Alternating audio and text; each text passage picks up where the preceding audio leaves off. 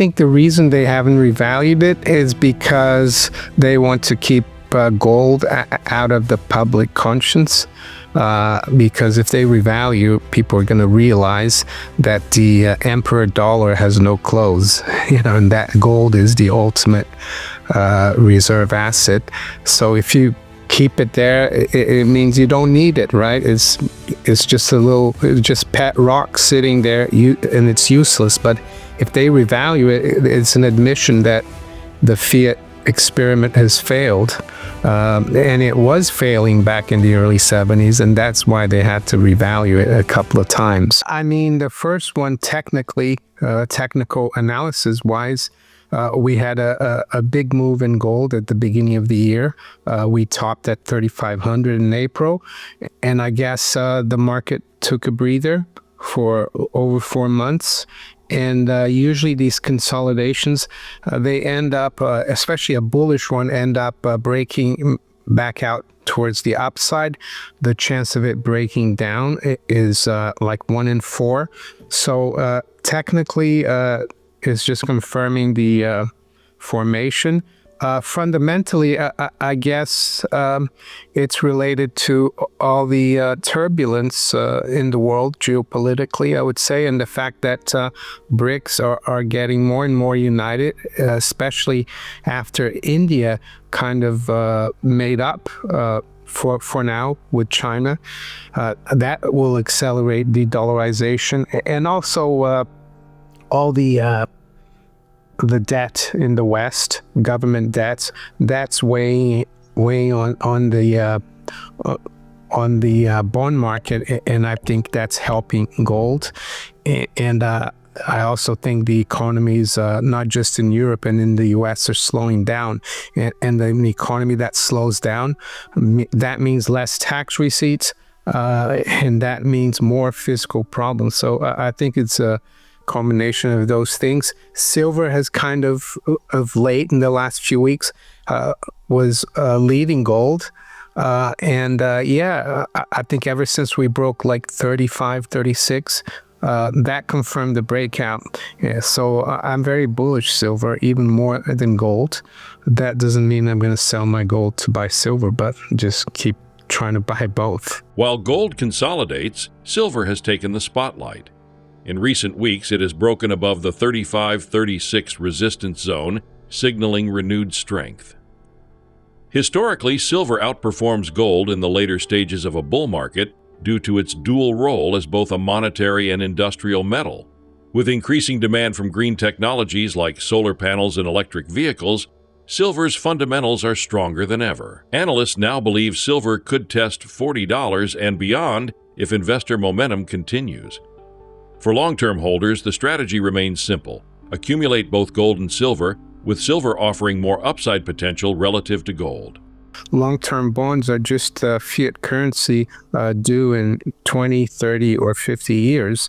So the higher the yields go, that means investors are selling those bonds. They don't have as much confidence, and if they're going to buy them, they want a higher return. And Germany as well, they are at 15-year highs, I think, the 30-year there. I mean, the last couple of days, we've seen a little bit of a rebound in these bond markets, so yields have gone back down slightly. I think there's been intervention almost every day in Japan by the central bank. The Bank of England intervened as well. So they're going to try their hardest to keep this from getting worse, but I don't think it's going to work. I think the markets are bigger than the central banks, and I don't think we are out of the woods. And September, October are usually seasonally not very good months for currencies and bonds. So yeah, I would keep an eye on that. And I think, like you said, Japan is like it is a big part of this, because their yields have gone from being negative to like the 30 years around 3.3%. Doesn't sound like much, but when you're coming from zero, that's a lot. Bond markets worldwide are flashing warning signs. Yields in Germany, the UK, and the US sit near 15-year highs, reflecting eroding confidence in long-term government debt. Japan's once negative yields have surged above 3%, a shocking reversal after decades of ultra-low rates. Central banks are intervening heavily, especially the Bank of Japan and Bank of England, but their efforts resemble plugging holes in a sinking ship. The truth is, markets are bigger than central banks. With September and October historically difficult months for bonds, the risk of further instability remains high, and higher yields continue to push investors toward gold and silver. And what the artificially induced interest rates have done, especially from like 2008 to like 2020, 2021, is that it's encouraged people, corporations, governments to take on more and more debt because rates kept moving lower. Like even before 2008, we were in a downward cycle for interest rates. So it was really easy to take on debt because you could roll over that debt at a lower cost. And that drove asset bubbles, that drove real estate bubbles. And it made people really, it made it so people thought everything, and still think, I think to some extent, that everything is easy to get, that you don't need to do any work. You just borrow, speculate, and you spend and keep repeating it. And it's not natural. And the central bankers are to blame for that because they pushed this policy of zero rate and QE. And unfortunately, Elijah, all good things come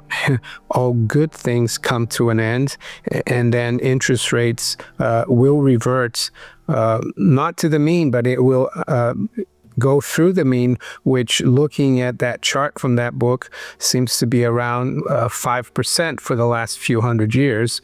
I think we're going to blow right through that mean. We're already near 5%, and we could even see double digits interest yields in the next few years. And basically, that's payback time, really, for the decades that we've had of easy money and living beyond our means. From the early 1980s until 2021, interest rates moved steadily downward. This era of cheap money encouraged reckless borrowing by households, corporations, and governments alike. Easy refinancing fueled bubbles in stocks, housing, and speculative assets. But that cycle is ending. Rates are normalizing and overshooting historic averages, with U.S. Treasury yields hovering near 5% and forecasts suggesting possible double-digit levels ahead. The debt-driven prosperity of the past decades is unraveling. This shift is forcing a painful adjustment, more frugality, less speculation, and a return to fundamental investing. In many ways, it marks the end of an economic era built on credit expansion. On a personal basis, I don't think it's the end of the world. People are just going to have to adjust to being more frugal, working harder, saving more, and doing less and spending less. Going back to like 50, 60 years ago, when the credit bubble wasn't there. In terms of the markets, it's not the end of the world either, Elijah. I think it will bring back what some people call value investing. There will be places where you can invest that you will do well, but you will actually have to do some work and research. There might not be as much capital appreciation and bubbles as we've seen the last 20, 30 years. So, to some it will seem like the end of the world because they've been around